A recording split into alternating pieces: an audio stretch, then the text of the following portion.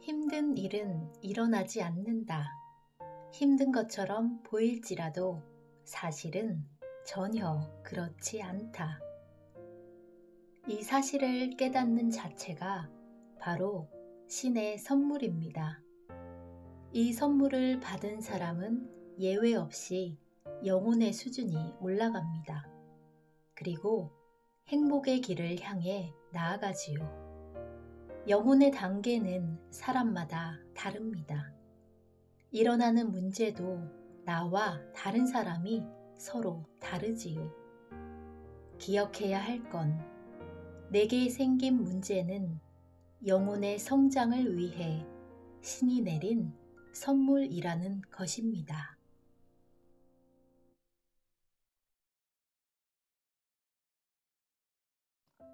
난 참 풍족해. 성공한 인생을 누리려면 가까운 곳에 기회가 있어야 합니다. 기회도 없는데 성공을 바란다면 한낱 꿈으로 끝나버리겠지요. 기회가 필요할 때 소리내어 말해보세요. 나는 참 행복해.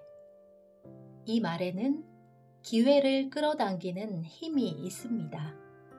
그리고 기회가 찾아왔을 때 꼭 해야 하는 말이 이것입니다. 못할 것도 없지. 이 말에는 기회를 붙잡는 힘이 있습니다. 그리고 한 가지 더 말해보세요. 난 참 풍족해. 이렇게 소리내어 말하면 자신도 모르게 풍요로운 기분이 듭니다.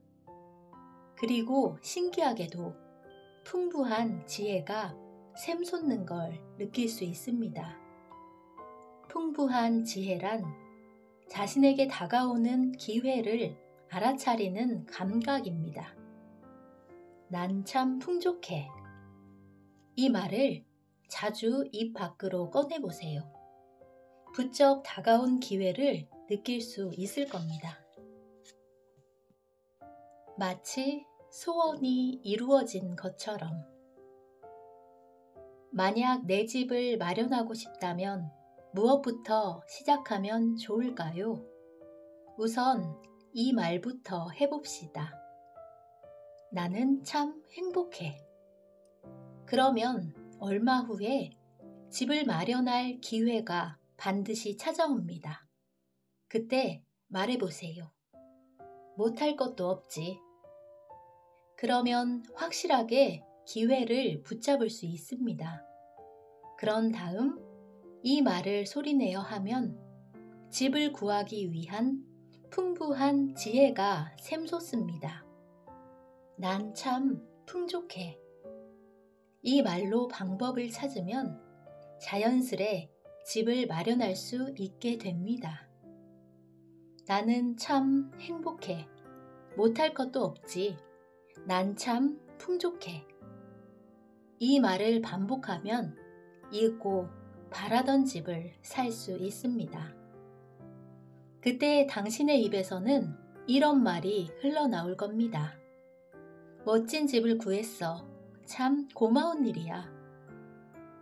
다들 이 말이 마지막에 나올 거라 생각하지만 사실 저는 가장 처음에 하곤 합니다.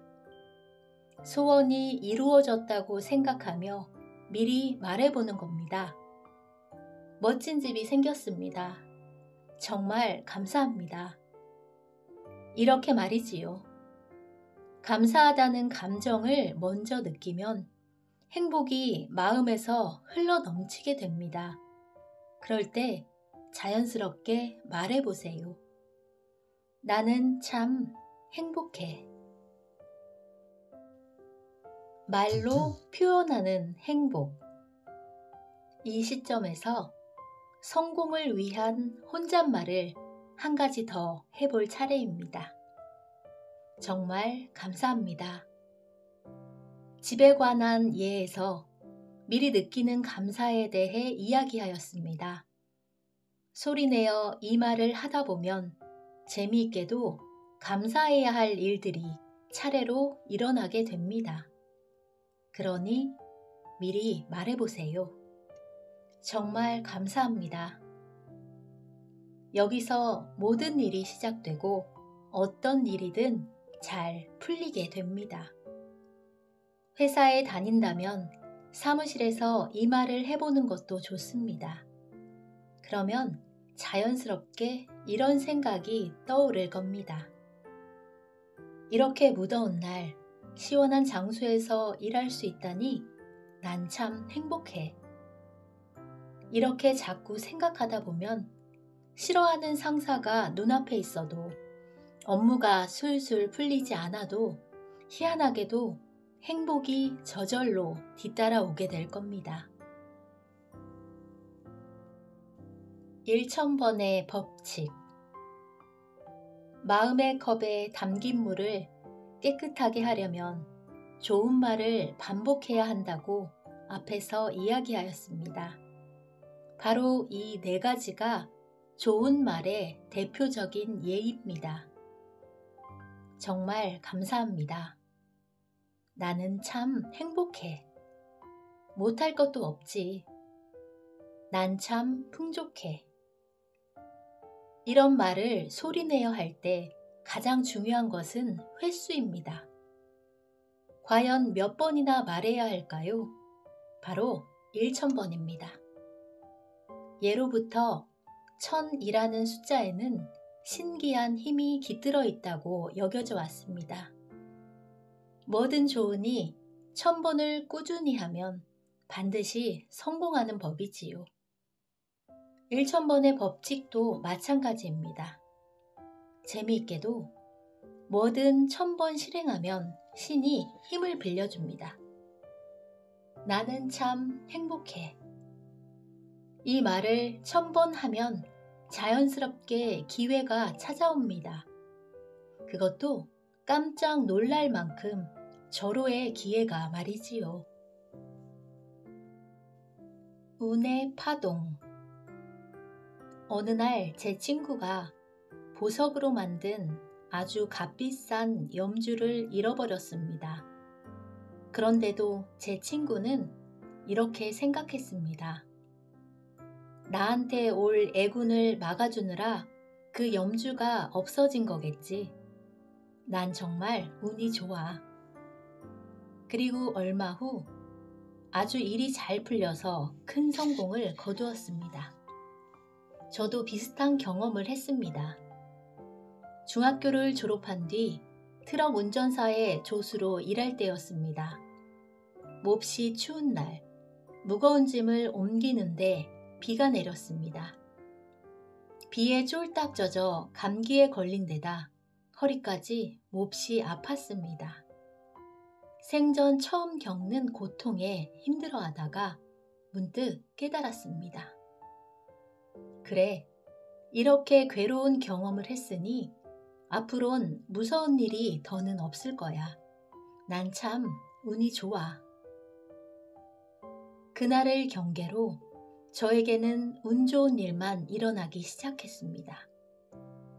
운 좋은 사람에겐 좋은 일만 일어나고 운 나쁜 사람에게는 늘 안 좋은 일만 일어납니다. 회사나 아내에 대해 언제나 불평불만을 일삼는 사람이 있습니다.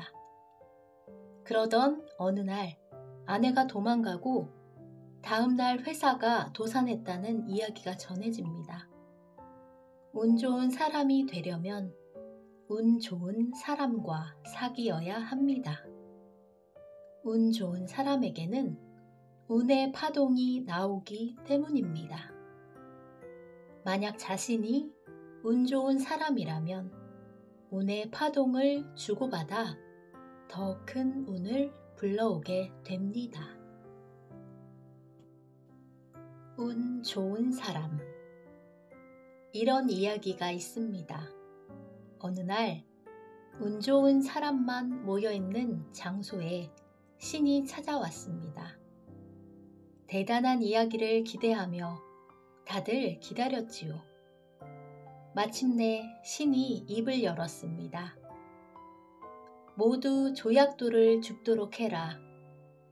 그러면 내일 기쁨과 슬픔을 동시에 경험하게 될 것이다.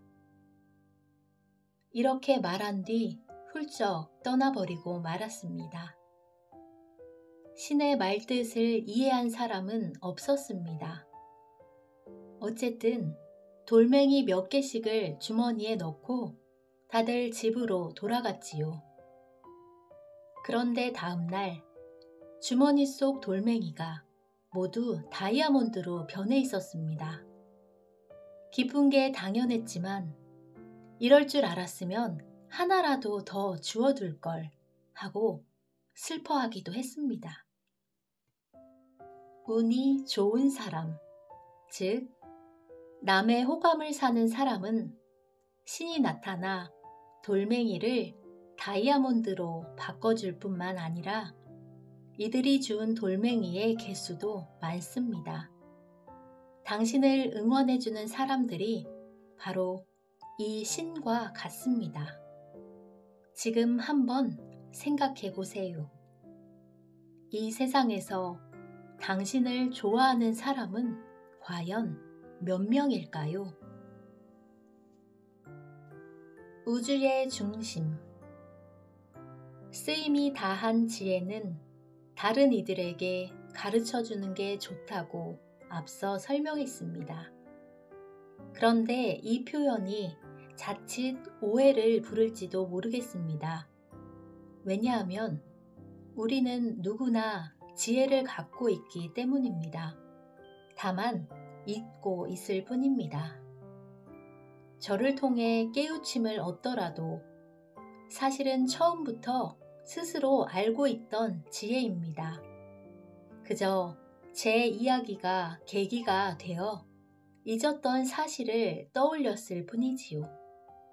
이것이 바로 이끌림의 법칙입니다. 우주의 중심에는 거대한 힘이 존재합니다. 인간의 마음은 그 중심과 직접 연결되어 있지요. 모든 지혜는 우주의 중심에 놓여 있습니다. 만약 모르는 게 있다면 우주의 중심에서 그 지혜를 구하면 됩니다. 해결하고 싶은 문제가 있을 때도 마찬가지입니다. 갑자기 어떤 아이디어가 떠오른다면 그것 또한 우주의 중심에서 전해져 온 것입니다. 이끌림의 법칙. 우주의 중심은 하나이며 모든 사람의 마음은 그곳과 연결되어 있습니다. 따라서 우린 모두 같은 지혜를 지니고 살아갑니다. 배우거나 가르치는 차원이 아닙니다. 제가 어떤 지혜를 가졌다면 여러분 역시 그 지혜를 갖고 있다는 의미입니다. 가끔 자신의 능력치를 웃도는 문제가 터질 때가 있습니다. 좀처럼 해결책이 떠오르지 않는다면 생각을 유지한 채 기다려보세요. 문득 대답이 다가올 것입니다. 회사 일도 마찬가지입니다. 머릿속으로 무언가를 생각하고 있으면 외부 세계에서 반드시 해답이 찾아옵니다. 그것이 바로 이끌림의 법칙입니다. 아무리 끙끙대도 아이디어가 떠오르지 않을 때도 그 문제를 머릿속에 담아두세요. 좋은 아이디어를 지닌 사람이 곧 당신을 찾아갈 테니까요. 혹시 사람이 오지 않는다면 잡지나 방송이 힌트를 던져줄 겁니다. 그러니 생각을 멈추지 마세요. 아낌없이 나누는 지혜. 그런데 좋은 제품을 만들고 싶은데 왜 아이디어가 떠오르질 않지? 하는 막연한 생각으로만은 이끌림의 법칙이 제대로 작동하지 않습니다. 이렇게 열심히 생각했는데도 아직 해답을 찾지 못했네. 이제 슬슬 누군가가 답을 가지고 오겠지? 이렇게 스스로에게 말해봅시다. 곧 귀인이 찾아올 겁니다. 내게 필요한 것은 세상 어딘가에 반드시 존재합니다. 손에 넣고 싶다고 늘 생각하면 그것은 어느새 내 곁에 자연스럽게 이끌려오게 된답니다. 지혜, 사람, 물건 모두 마찬가지입니다. 그러니 멋진 생각이 떠오르지 않는다고 초조해할 필요는 없습니다. 이끌림의 법칙에 따라 언젠가 그 아이디어가 반드시 여러분을 찾아갈 테니까요. 저는 협력을 소중하게 여깁니다. 그래서 제 회사의 직원들은 사이가 무척 좋습니다. 그리고 자신의 지혜를 아낌없이 공유합니다. 저 또한 20년 넘게 주변 사람들을 가르쳐 왔습니다. 인색한 부자가 되는 것을 원치 않았기 때문입니다. 깨달은 것을 혼자만 알지 말고 다른 사람에게도 나눠주세요. 그러다 보면 새로운 지혜가 보답으로 되돌아옵니다. 그러면서 일도 점점 순조롭게 풀리지요. 밝은 얼굴의 힘. 남들이 부탁하기 편한 성격도 한 가지 재능입니다. 좋은 인상을 가진 사람은 다가서기 쉬운 사람이 되어서 더욱 행복한 삶을 누리게 되지요. 너는 어떤 사람이 되고 싶니? 누구나 어린 시절에 부모님이나 선생님으로부터 이런 말을 듣곤 합니다. 하지만 이것은 별로 의미 있는 질문이 아닙니다. 그런 건 생각할 필요 없이 항상 밝은 얼굴을 유지하면 됩니다. 그것으로 충분합니다. 미간을 펴서 제3의 눈을 활짝 열어두면 어느새 행복한 길이 눈앞에 펼쳐집니다. 내 인생의 목적은 무엇일까? 이런 어려운 것은 고민해봤자 시간 낭비입니다. 아이에게 그런 걸 물어봤자 부모가 무슨 이득을 볼 수 있는 것도 아니니 하지 않는 게 좋지요. 그런 질문을 해본다 한들 아이는 그 의미도 이해하지 못합니다. 멋진 축구 선수가 되고 싶어요. 세계적인 가수가 될래요. 기껏해야 이런 대답일 겁니다.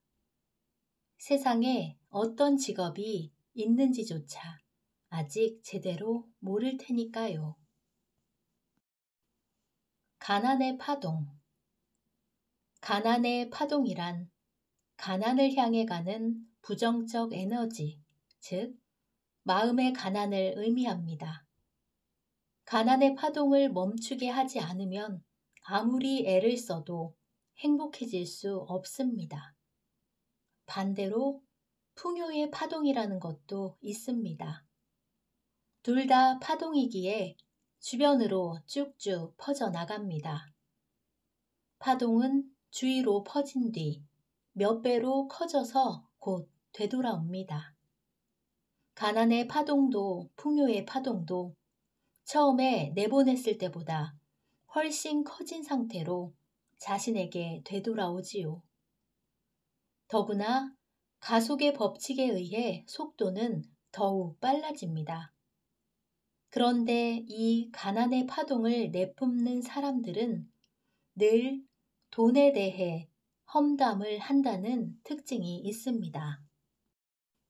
세상은 돈이 전부가 아니야. 흔히 듣는 말이지만 이것은 돈에 대한 최고의 악담입니다. 이런 험담도 어지간한 부자가 아니면 할 수 없겠지만 어쨌든 이는 돈 말고도 소중한 게 또 있다는 이야기가 됩니다. 물론 돈보다 중요한 것도 있지만 돈의 마음을 고려해 보면 그런 말은 너무합니다. 돈의 마음에 상처를 주게 되니까요. 여자는 너만 있는 게 아니야. 당신을 좋아하는 이에게 이렇게 말하는 것과 마찬가지입니다. 노력하지 말자. 가난의 신이 떠난 후에 자연스럽게 다가오는 건 행복의 신입니다. 행복의 신은 신기루를 만들지 않습니다. 사막은 있는 그대로의 모습일 뿐입니다.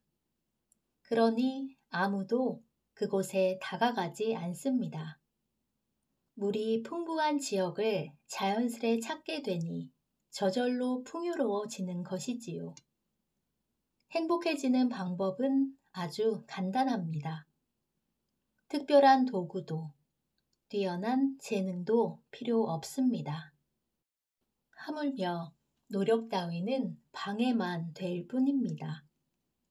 언제든 어디서든 누구나 행복해질 수 있습니다. 지금 서 있는 곳에서 방향만 바꾸면 됩니다. 나는 참 행복해. 참 고마운 일이야. 난 참 풍족해. 이 말들로 가난의 신을 쫓아내세요. 곧 행복의 신이 서 있는 방향으로 향하게 된답니다.